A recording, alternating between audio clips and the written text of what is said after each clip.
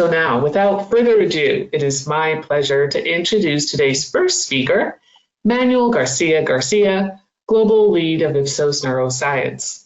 Manuel, you have the floor. Thank you, Ellen. Thank you so much. And welcome everybody to our webinar. I'm Manuel Garcia. I'm Global Lead of Neuroscience at Ipsos and also a professor and author in consumer and cognitive neuroscience. I'm big passionate of all the opportunities that diversity and inclusion brings to the table. So I'm very excited today to be part of this conversation around diversity in the content creators economy.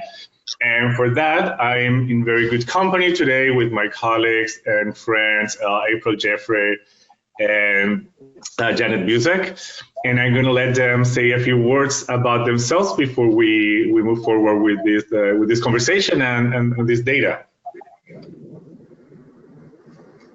Okay, I'll go next. I'm April Jeffries. I am the president of our ethnography and immersive research here at Ipsos. I am part of IUU, which is our qualitative arm. And I'm here because I really do focus a lot on having empathy for making sure we have included everyone in the questions we ask and the research we do and the perspective we try to gain. But in addition to that, I also sit on the Idea Council of the Insights Association, which is a council that was put together specifically to bring more diversity and inclusiveness into our industry. So I've done a lot of research in the space, and I'm excited to talk to you about some of the research we've done at Ipsos, but also some of the things I've done outside of that to add some perspective to maybe understanding the data better. Yep, I'll go next. Thank you and welcome to our webinar. As lead of the Creator Insights and Understanding at Ipsos, I'm really excited to be here today to present some of our recent research about creators.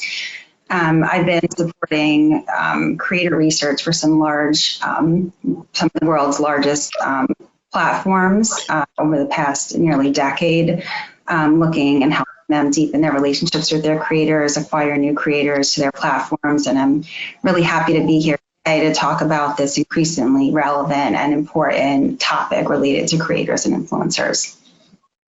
Amazing. Thank you, April. Thank you, Janet.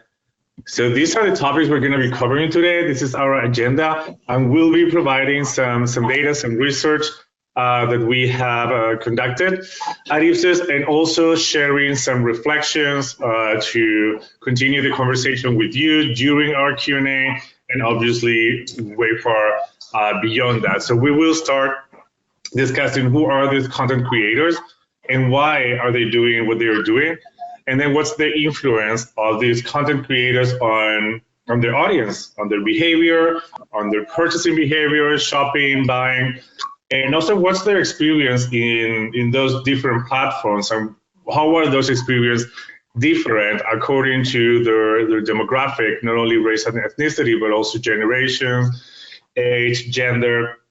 And very importantly, we want to open this discussion about what to do moving forward. What can we do as researchers? What can platforms do? What can creators themselves do? And of course, what can brands do to optimize these opportunities? So to go into this first section, who are these content creators? What are we talking about? Why are they doing what they're doing? I'm going to pass it over to Janet to share some content and some data on the topic.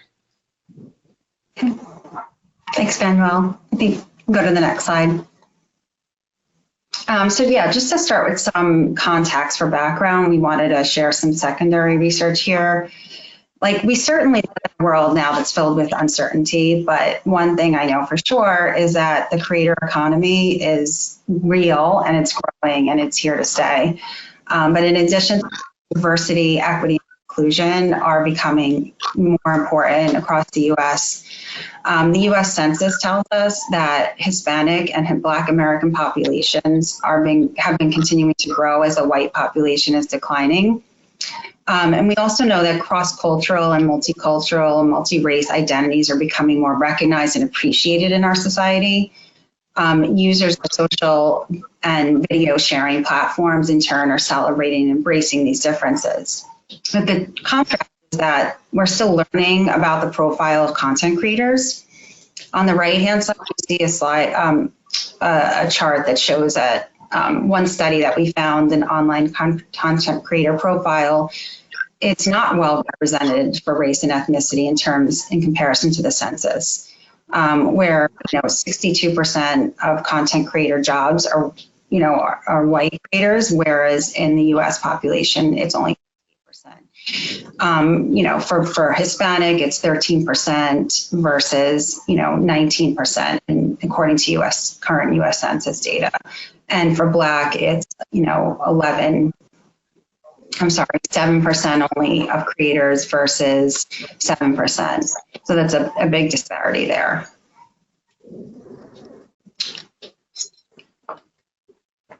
So today we're going to highlight some recent research that we conducted through Ipsos media and entertainment platforms.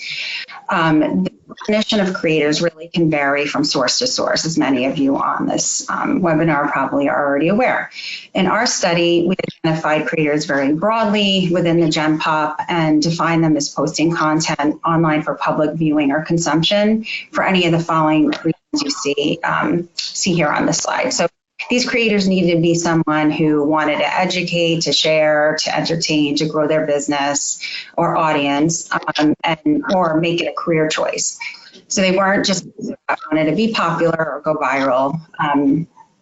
We did field these questions in our immersive E3 syndicated study in February, and that study covers topics on AI, NFTs, and the metaverse and more. And in February, we were able to talk to 672 content creators within our GenPop sample, ages 13 to 55.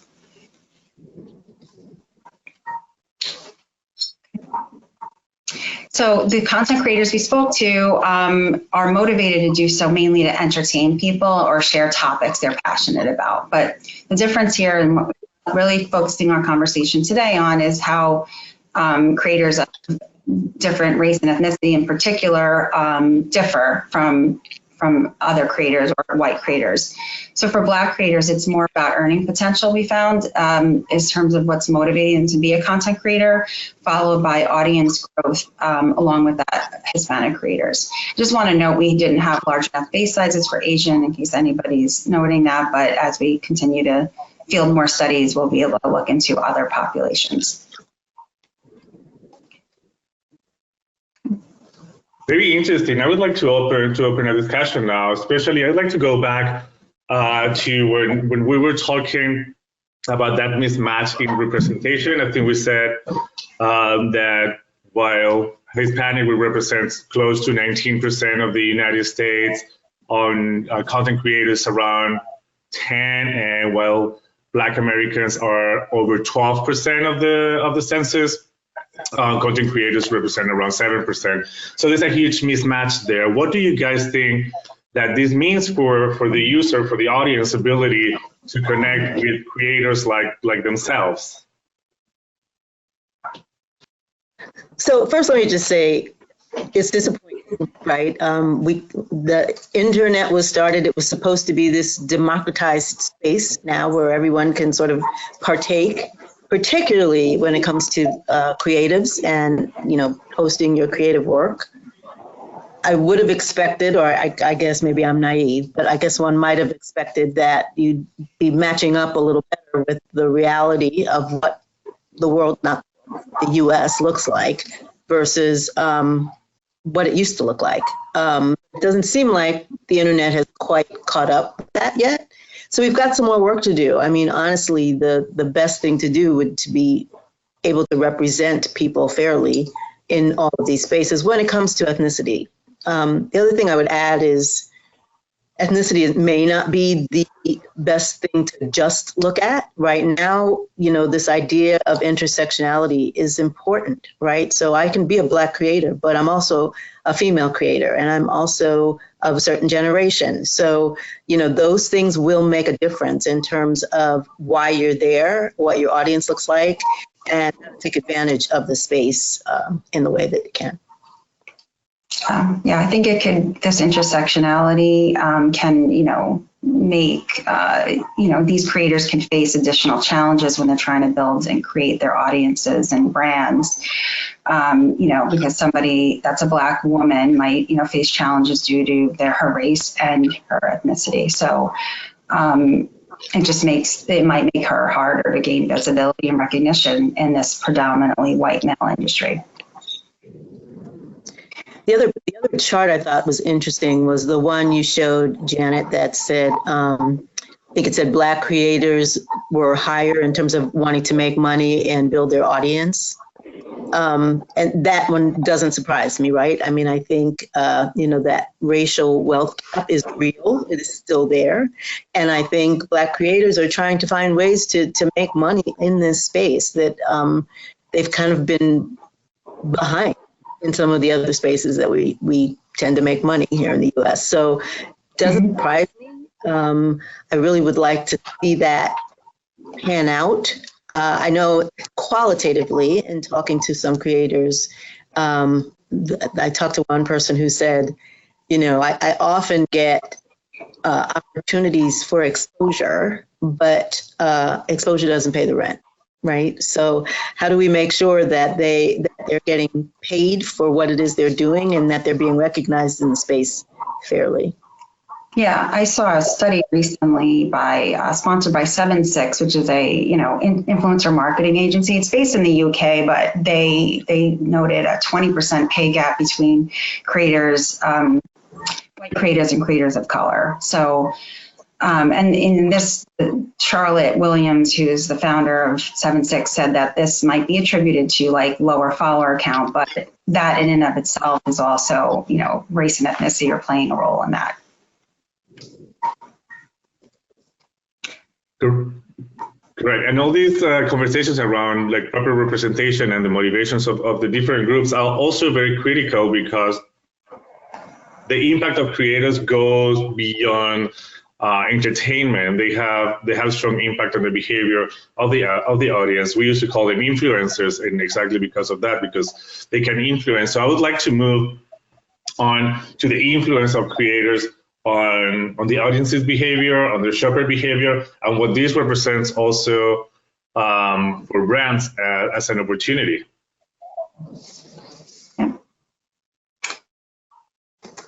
Yeah, so I'll first note, studies like Adobe's report on the creator economy, which I think is very well read, so people might know about it, but it estimates that an average of 23 people in the US are creators defined broadly. So that means that 1 in 4 people are contributing to what we consume online every day. So creators are really driving what people are shopping for and what they will buy. And just, again, like Manuel said, despite the main motivation that we found is to entertain, it goes well beyond that.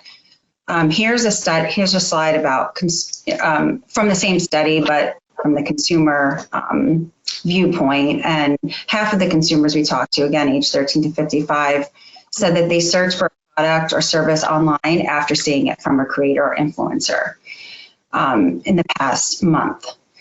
And then over 4 in 10 are taking or sharing or saving screenshots from creators or influencers about a product or service they're promoting. So really with this expanding role of creators in commerce, it's more important than ever for creators of all backgrounds to be represented and reflect the consumer audience.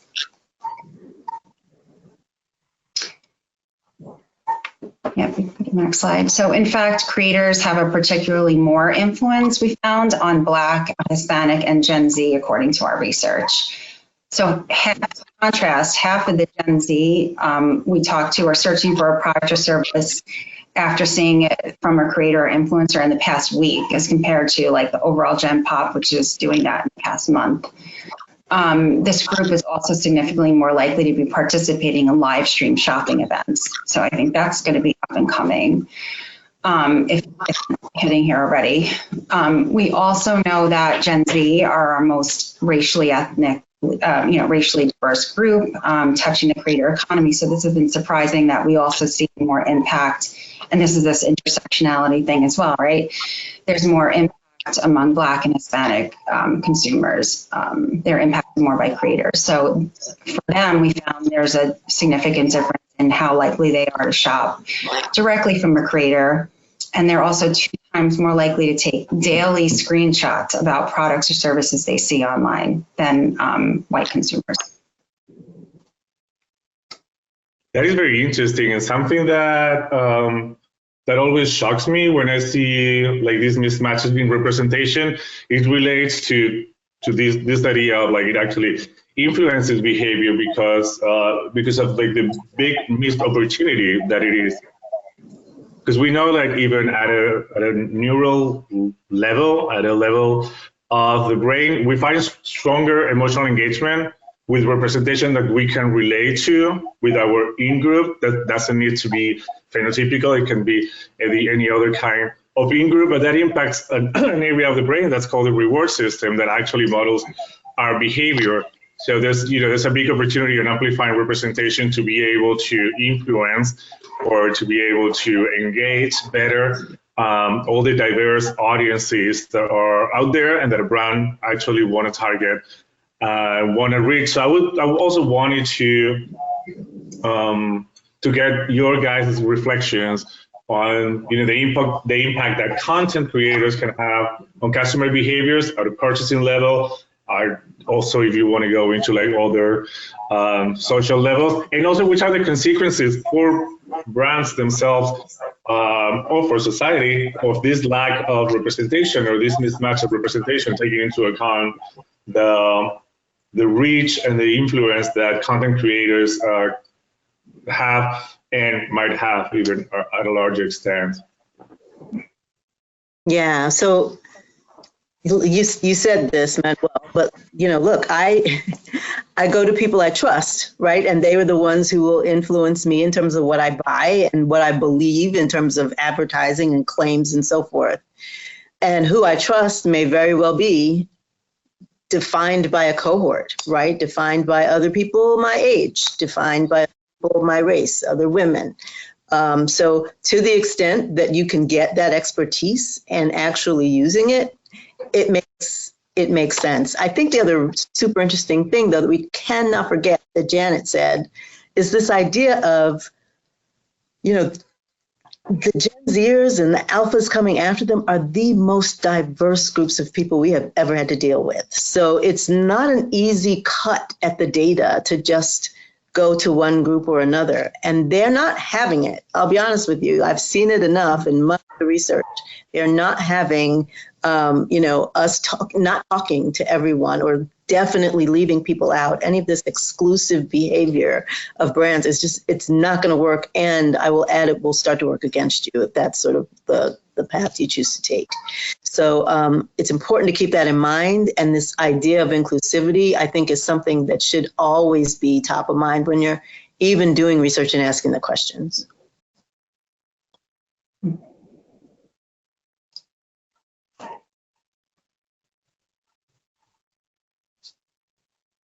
Yeah, very important, and very important this conversation, and also digging a little deeper in not only who they are, but also how they feel when they are doing their job as content creators. We would like to get a little deeper in what are the experiences of these content creators on the different platforms, and there are some insights that we could gather there to make this experience better, and therefore the outcome for them, for the audience, and for the brands also better. So I'm going to turn it over to Janet for to dig into some data here.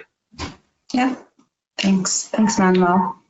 So what we did here was we did present a list of some sort of negative experiences that creators might have come across as a content creator.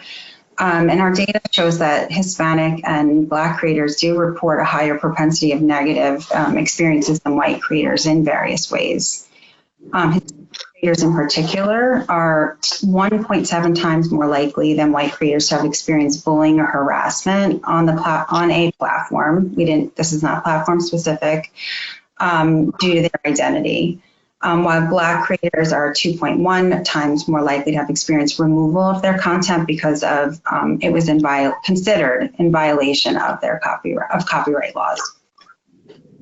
In addition, while 1 in 4 creators tell us they are hesitant to post content that might hurt or change how platform algorithms recommend their content, this is directionally higher among Black and Hispanic creators as well, compared to white. In fact, it was the most cited negative experience among Black and Hispanic creators.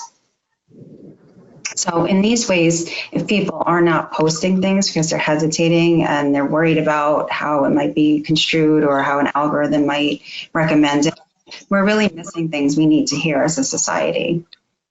And overall, really, creators have to take risks to be, put themselves out there. So this is an aspect that really might be contributing that top negative experience. If we're looking at total, where 28% tell us that they've experienced exhaustion or burnout from the effort they have to put in to post content regularly. And again, this is also directionally higher among Black and Hispanic creators.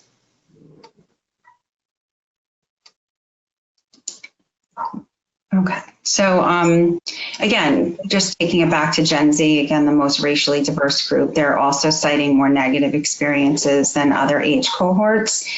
They're hesitant, again, more hesitant to post content because it might change how the algorithm's recommending their content, their ability to grow their audience. And then they are also more prone to burnout.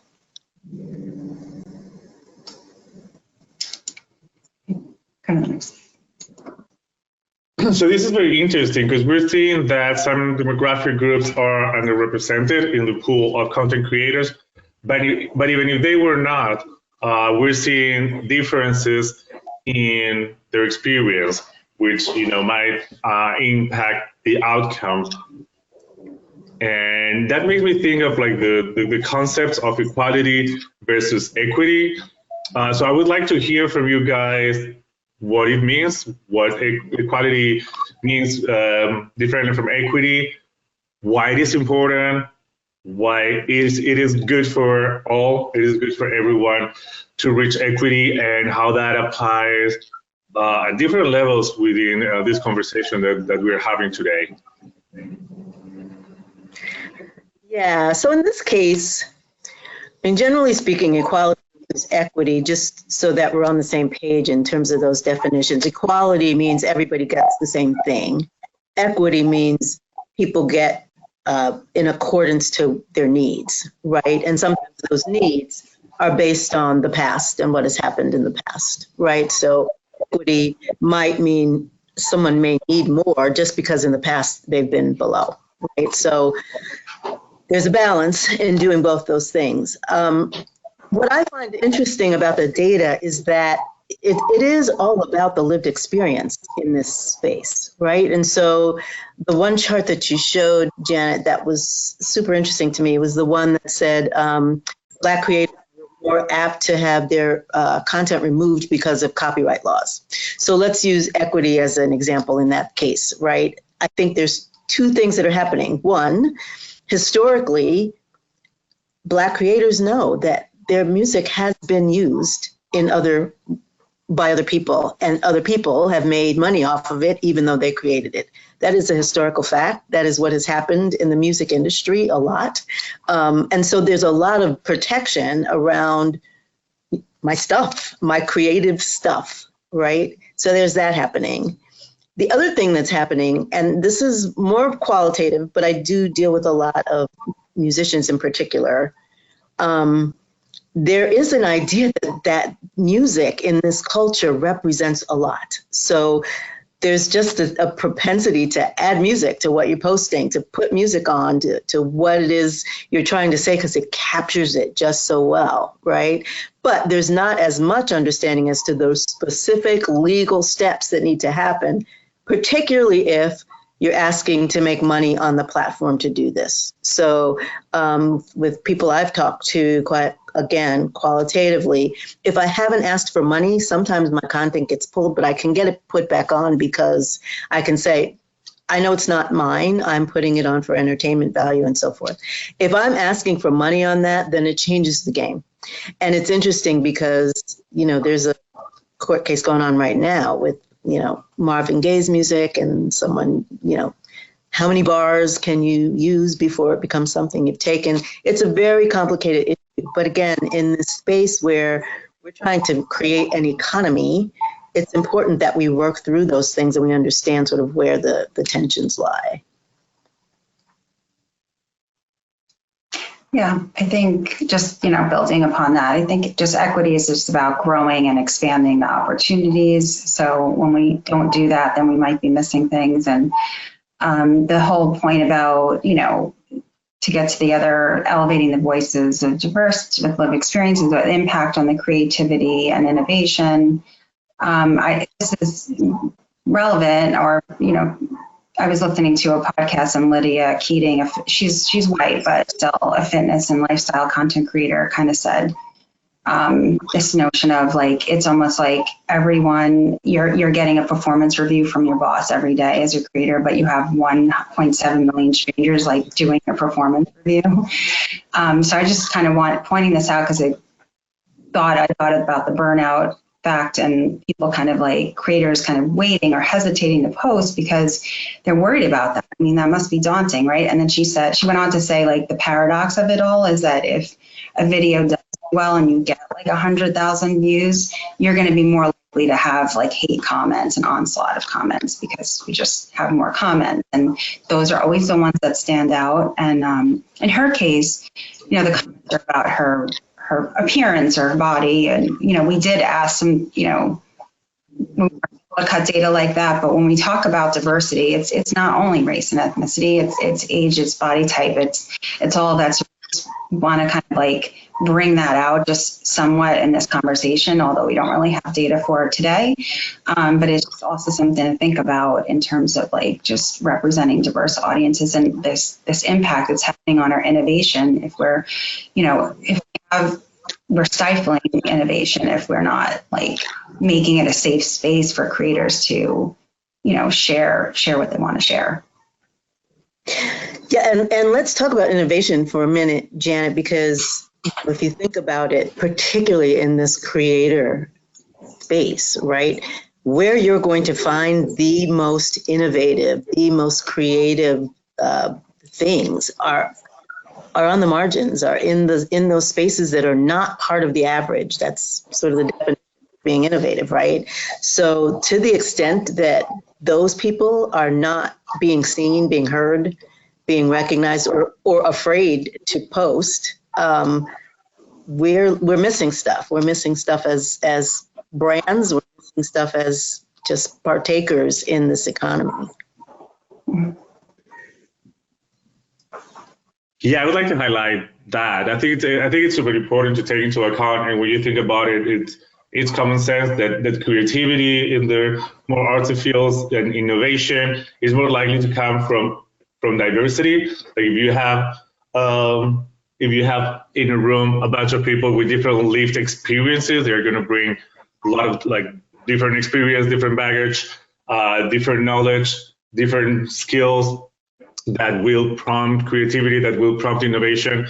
And that would not be the case if you have a bunch of people that have, the same training, the same lived experience, grown up in the same environment. So diversity is going to bring the creativity, it's going to bring innovation, it's going to bring the new things.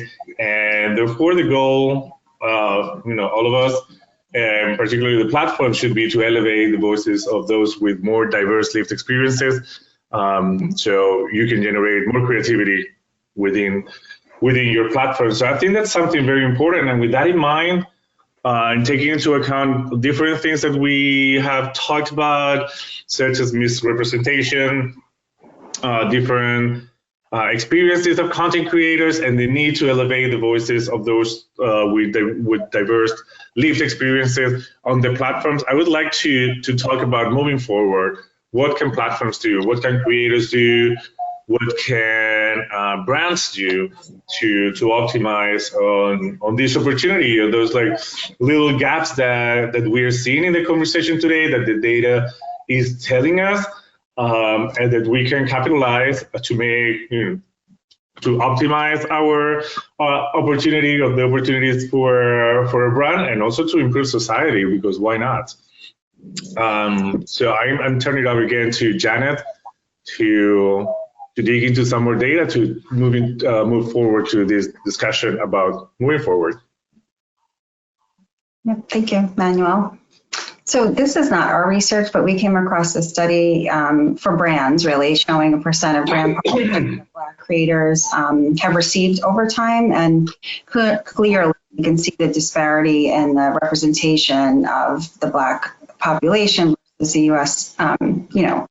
The percentage of brand deals and brand partnerships that they've received over time. There was definitely an uptick since the George Floyd murder and the pandemic, but it's since come down. So, brand partnerships for this group are still like well below where they could be versus the representation of the Black population in the U.S. So finding more ways that brands can partner with Black creators is something that we're calling out here. And then in terms of back to our research, we really just asked creators, like, what could platforms do? And creators cite engaging in ongoing conversations with their users, so the audience and the creators, and listening to their feedback as the most critical way platforms can foster a greater sense of inclusivity. So ongoing conversations was followed closely by, this is also something we were just talking about, diversifying the content moderation team to have a wide range of perspectives in the decision making. We did find a difference here with Black creators, that they were more likely to say this choice. And this isn't surprising because they were the ones that also said that they were more likely to experience the removal of their content because of a copyright law violation. So if we have a more diverse,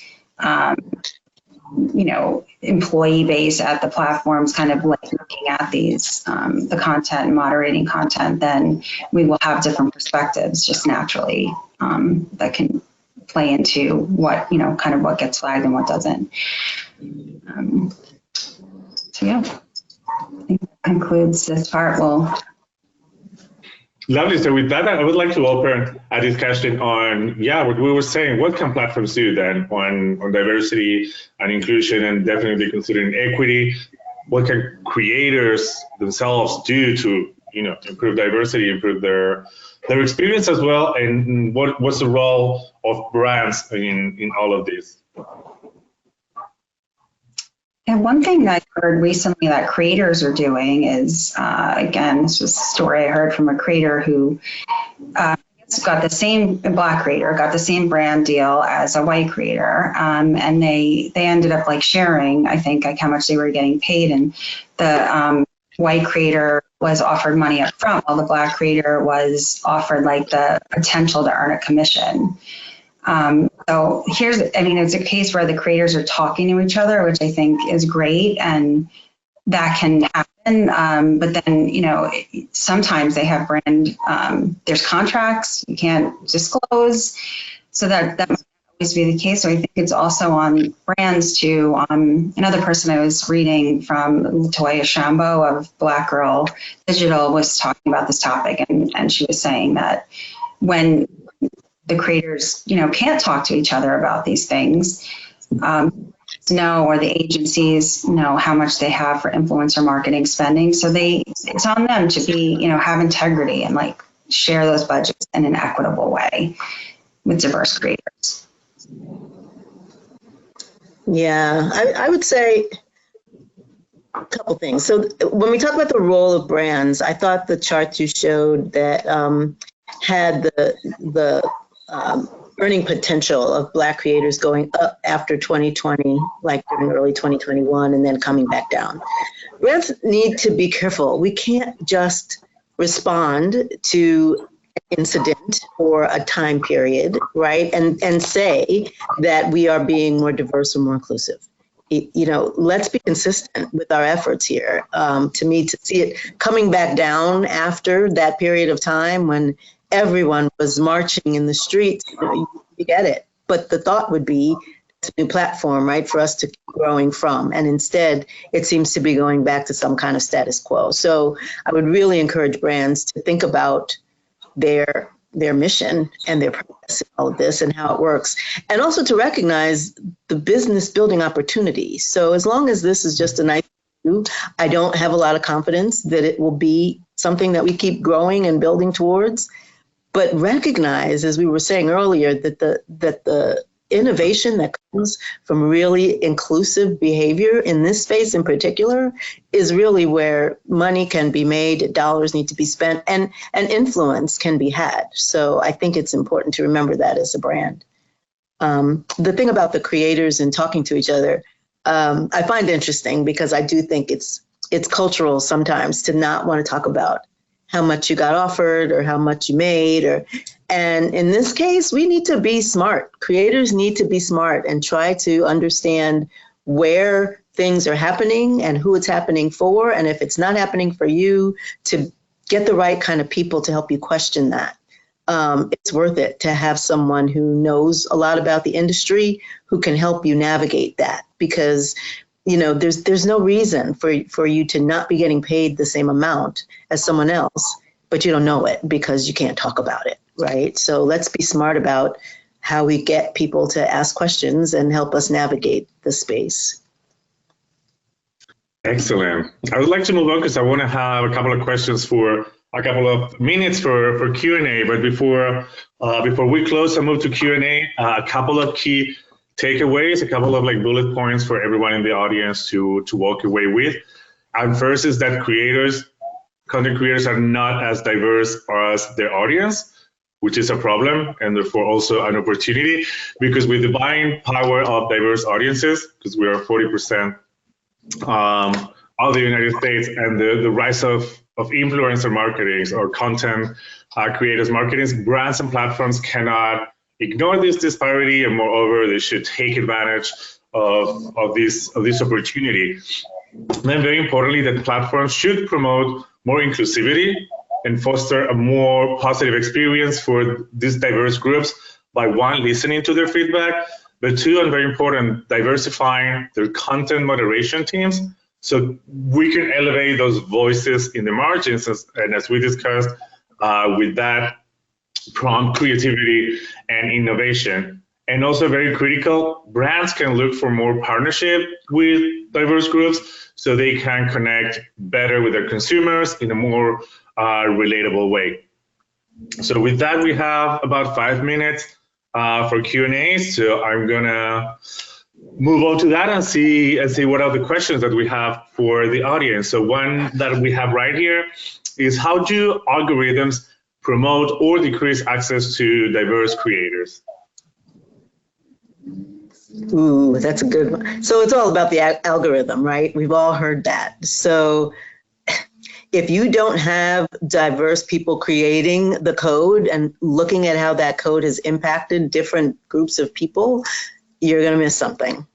So the algorithm can determine who gets seen and who does not. And therefore, this inclusivity piece is not just about the creators and what they're doing on the platform. It's about who is designing the platform and how we're asking those questions. And this is not new news, but the algorithm is everything, right, in terms of how the game really gets played and who gets seen and who gets heard. Excellent. Another question we have here is, do we have any data that's relevant to specific platforms and to the diversity of that specific platform's content creators? Yeah, so I can take that one. We did ask a question about discoverability of content on different platforms, and we did find some differences in terms of, it varying by race and ethnicity, by platform, as well as the viewer's race. So for example, then that could be attributed to the algorithms, right? Like who's being discovered. Platforms like YouTube and Instagram and Facebook, Black viewers told us that they were, found it more easily to find different race and ethnicities, while white creators didn't find it as easy to discover race and ethnicity. So that could be something that white creators are not experiencing as much diversity on those platforms. That's not to say they're not experiencing any, but they're to a lesser degree, they're saying it. But on TikTok and Twitter and Twitch, the perception of discoverability didn't differ by any viewer's race. So they found it equally as easy or difficult, if you will, to find different race and ethnicities on the platform. Excellent. Here's a fun one. How is generative AI impacting content creation and content creators? This is a very hot topic nowadays and probably for the rest of our lives. Yeah, that's a biggie, right? I mean, I think we're all a little scared of that.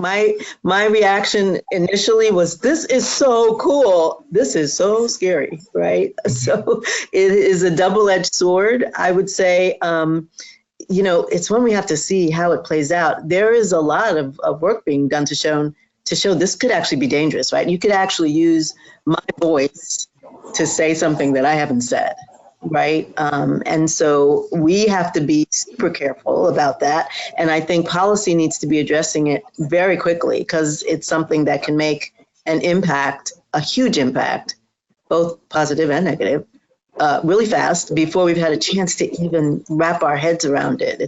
It's interesting to me, I'm an engineer by trade. It's always that technology goes so much faster than humanity does, always. So we always have to spend that time kind of catching up with what the technology is able to do. But this one's a big one to me, and it will impact pretty much every industry that we've been dealing with, for sure. Yeah, legislation always lags behind. So we're running out of time, but thank you so much, April, and thank you so much, Janet. And that was an exciting conversation, and I think it's just a conversation starter. I would love for this conversation to keep going with you two and also with the audience. So I would like to thank all of our audience for being here today. We're running out of time, so we cannot answer more questions live, but we will follow up and answer those remaining questions via email. And you will also be receiving a link with the recording that you are welcome to share and activate away. So with that, I wish everybody a very happy Wednesday, I think it is. No, Tuesday. And a very happy rest of your day. Have a great one, everyone. Bye, everyone. Bye. Thank you. Thank you.